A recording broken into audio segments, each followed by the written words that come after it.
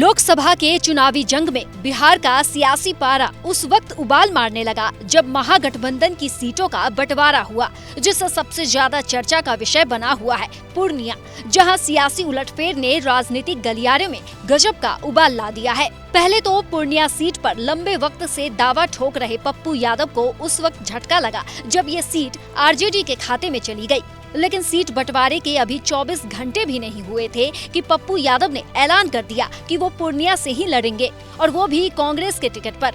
यहाँ तक कि पप्पू ने ये भी ऐलान कर दिया है कि 2 अप्रैल को वो नामांकन भी करने वाले हैं, जबकि राजद पहले ही बीमा भारती को पूर्णिया से महागठबंधन का उम्मीदवार घोषित कर चुकी है।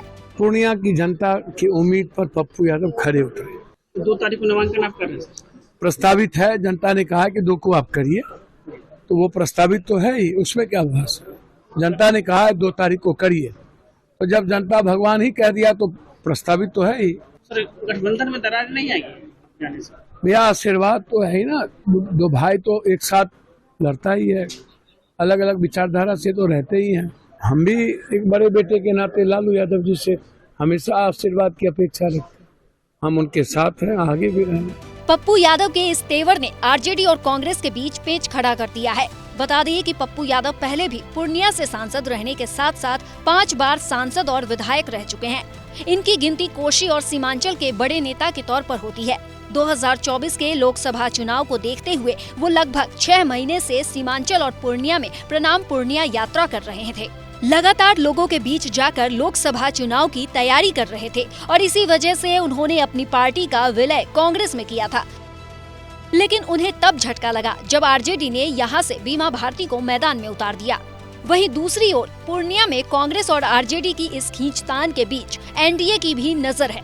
एनडीए के सहयोगी दल जेडीयू ने पूर्णिया सीट पर 2 बार के सांसद संतोष कुशवाहा को फिर से मैदान में उतारा है। ऐसे में 2 की लड़ाई में तीसरी को बढ़त मिलने की संभावना प्रबल हो जाती है, क्योंकि यहाँ की जातीय समीकरण पर नजर डाले तो पूर्णिया की सीट आरजेडी के MY फॉर्मूले के काफी मुफीद है।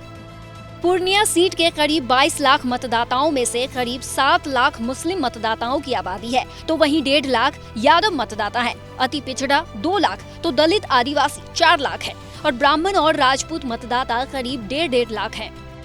यानी पूर्णिया में MY के साथ दलित पिछड़ा वर्ग भी काफी अहम है। ऐसे में आरजेडी और कांग्रेस में तकरार हुई तो सीधा फायदा एनडीए को होगा।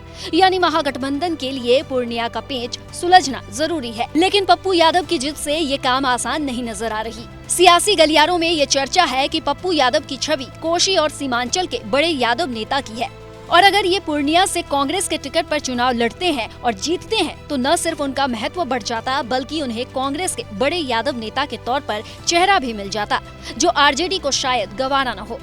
लेकिन लालू यादव ने उनके सियासी गणित को फेल कर दिया।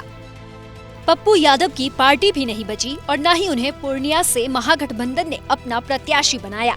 जिस पूर्णिया सीट पर पप्पू यादव दावेदारी कर रहे थे, वहां से आरजेडी ने अपना प्रत्याशी उतार दिया। यानी ये माना जा सकता है कि लालू यादव ने पप्पू यादव के साथ खेल कर दिया। लेकिन पप्पू यादव की जिद ने पूर्णिया का गेम काफी दिलचस्प कर दिया है।